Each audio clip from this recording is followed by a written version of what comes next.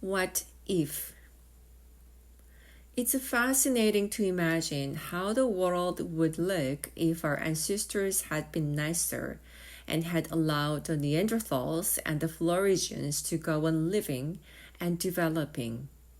What would it be like if these other humans were still among us today? Maybe there would be some highly Neanderthal kids on your school sports team. Maybe your next door neighbors would be small immigrants from Flores.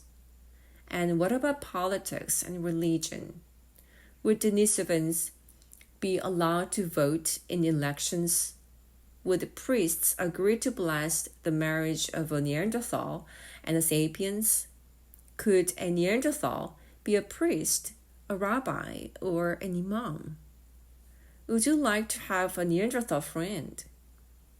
If the other humans had survived alongside us, maybe it would even have changed the way we see ourselves.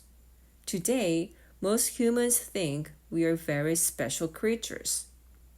If you try to tell them that humans are animals, they often get seriously upset because they think we're completely different from animals.